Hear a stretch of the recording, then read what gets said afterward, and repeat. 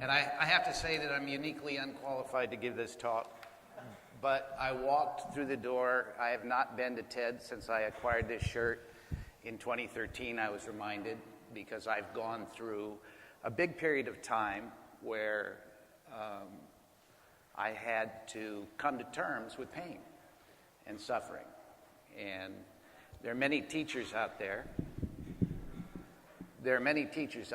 That, but my favorite in all of this is, does anybody know of Gabor Mate? Gabormate.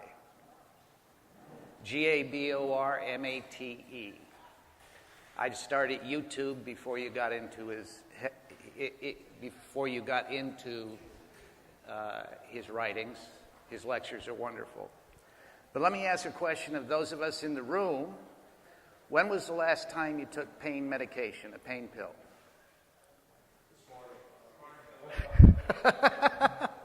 Really? Good for you. Okay. Well, let me ask this question then. When was the last time you ate too much because it just felt good? Oh, come on, I need to see hands. I need some feedback, people. Yes, exactly right. Well, ultimately, there is no difference between how we choose to medicate ourselves, whether it be from pharmaceuticals or OTC remedies, of which there are billions of, or any of those things which we do to soothe us, if you will. And I don't care whether it's drugs or sex or shopping or generally squandering wealth in the proposition, but all of these soothing behaviors, ultimately, you could put in the class with painkillers. Now, there's a very, very interesting relationship between physical pain, physical trauma, and emotional trauma. Exactly the same pathways in our bodies are employed to connect the signals and the input to our processing of it. So an interesting thing comes about. Have you been with somebody you know really well? Is there any personality change after they've taken, say, an NSAID, ibuprofen, or whatnot? Because those pathways that conduct pain are also responsible for joy and our feeling of well-being. And a compelling reason, ultimately, for not using painkillers, which are, I'm very suspicious of anything that turns into a billion-dollar industry. But when you take those painkillers, you're also changing the way you will react to your world. That is how this works. Mate teaches that ultimately all pain, whether it be emotional pain or physical trauma, that the trauma is not the event. When you're walking through a crosswalk and somebody made a right turn right into you, picked you up and dumped you and left you, that was the event. But we've assigned the term trauma to that. The trauma is how we process it afterwards. And it can go on for the rest of your life. You have a well of feeling that comes over you when you step into the crosswalk, because a terrible thing happened to you when you stepped into the crosswalk. But so ultimately, all of the trauma is tied to what happened to us. In our life right now, in our world right now, we're faced with a tremendous amount of pain, trauma. We are being soothed. By the way, I will make one disclaimer here in this talk. I walked into this place, I saw that there was, the 420 slot was available on the board, and I figured if nobody was going to sign up for the 420 slot, it had to be me. So I will take care of that. Well, in 2014, a family member, I took on a family member with an IV drug addiction issue and went through an awful lot of hard work with that person. And in that, I had realized that, has anybody ever heard of the Iboga? Does that ring a bell? There is one person who has. Ibogaine is compounded from the root bark of a West African shrub, and it was discovered by Lutzow in '62 to have the ability to immediately, within 30 minutes of ingestion, totally reset the opioid receptors in the body so that the physical addiction was gone, completely gone. The next 72 hours are the ride of your life, and in fact, it's a rather difficult thing to go through. It's done for psycho-spiritual reasons, if not for remediation or mitigation of the physical effects of opiate withdrawal. But so it's not something that could be abused, but it's still on Schedule 1 in this country. Pardon me. But we became very apparent in the work that interrupting the physical addiction to the morphine, which heroin becomes morphine once it's in your bloodstream. Interrupting the physical addiction to heroin did not take away the person's desire to continue using, because ultimately it's a painkiller. And you will find look at your own behaviors, your soothing behaviors that you will. Addiction may be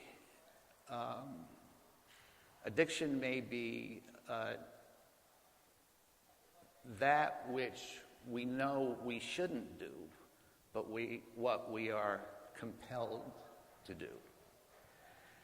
So, after working with the family member for a time, I put them on a bus, and somebody let me know when I have 5 minutes left so I can get the punchline into this. So, I put that person on a bus back to their livelihood, and I had it interrupted dealing with my cancer at the time in order to be of service. And so we have priorities. I go in, get a CT scan, I find out that 40% of my left kidney is involved in a renal cell carcinoma. I have a biopsy, it's a clear cell type. It won't metastasize, it won't cross the blood-brain barrier, spare the kidney. I'm going into I can go into this zombie apocalypse with 1.5 kidney, because half a kidney will keep you off dialysis. So the hospital screws up. They injure me terribly. They discharge me, but 10 days later, I'm on a bus with very little blood left in me. It's all pooled in my lower abdomen. 3 days under an ICU. Come out of that not knowing where not being able to remember my birthday, and there are those who would like to say that episode has affected me cognitively, but I doubt it. I truly doubt it. 6 weeks after that, my colon fails. The most likely more collateral damage from bad surgery, and I go in and have to have a foot of my colon resected. That surgery is done so poorly that I have a horrible festering E. coli infection goes on for a few months, and finally from July of 2015 to I get out of the hospital, I'm through with interventions by about mid-March. Throughout that time, I used no opiates outside of the hospital. Now, they prescribed to me, and I'll never admit whether or not I filled them and stockpiled them, but no, that didn't happen. But I used no opiates and I will share with this as you. My old Chinese acupuncture guy said to me that should you ever find that you have cancer, tell no one. Tell no one. And it wasn't until that whole experience that it really made sense to me. Because if you announce it, you go to social media and let all your friends know you need the support, you wind up in engagement with people who want to support you, and the only thing that will save your life if you're in that situation is to turn inward and take control of your healing. And there were two exes were my angels, and there were maybe 3 or 4 people who really knew what was going on with me through that whole period. And we have another system in our body, the cannabinoid system. A little bit of pot and meditation for long times taught me. I was able to manage my own pain. I was able to manage my own pain.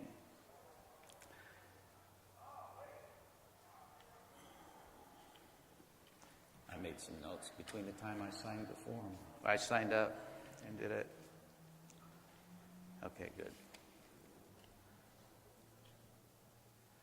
So, the revelation or the message that came to me through this period, that is to say, managing my own pain, was that there's a difference between pain and suffering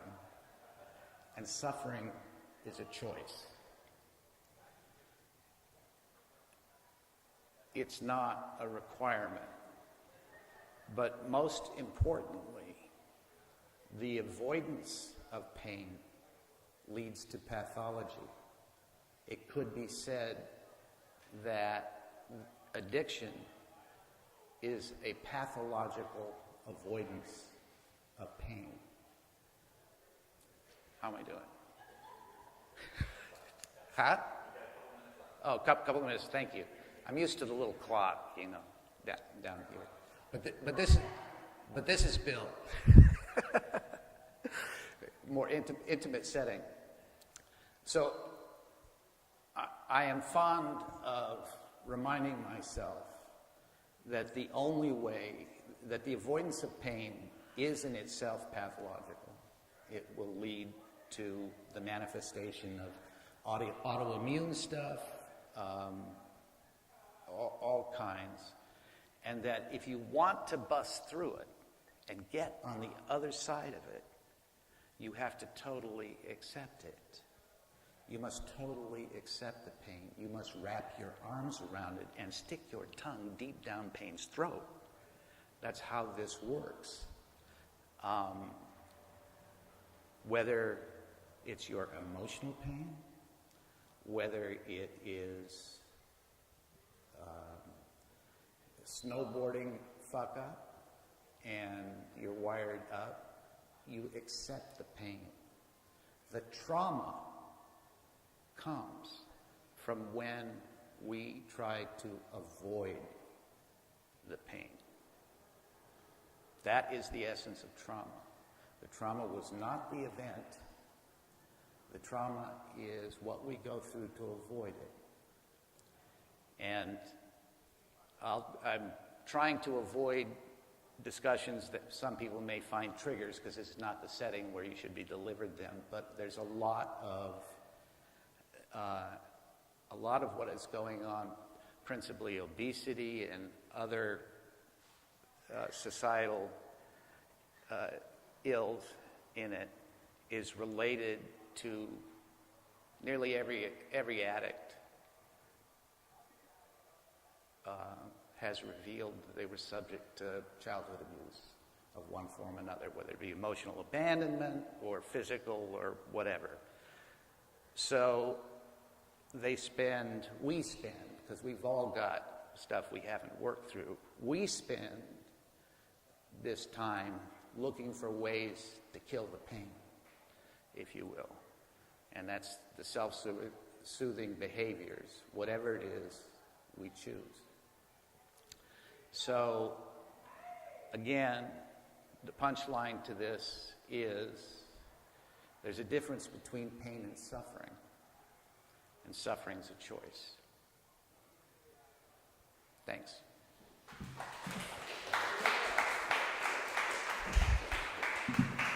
Does anybody want to ask me anything? No, they're all processing. Thank you very much. It was hard. It was hard lessons to learn. Hey there, I have a question. I've heard that phrase before. There's pain, there's suffering. Suffering's a choice. But what you're implying is that suffering is part of the avoidance of pain. I can't really understand you, sorry. It sounds like what you're saying is that you can avoid suffering by avoiding the escape from pain. Is that accurate? Yes, that's it's not avoiding until you harmonize the source. You forgive, you heal, or whatever. You'll perpetuate, the trauma will persist in it. It's one has to go to the event, back to the event, be it physical or emotional, or the emotional scars that the physical trauma, the physical injury induced, and you have to embrace it. You have to accept it. If you avoid dealing with those things, they're there. We refer to it as baggage, if you will, in some contexts. They're there, and they will continue to affect your relationships with others and nature.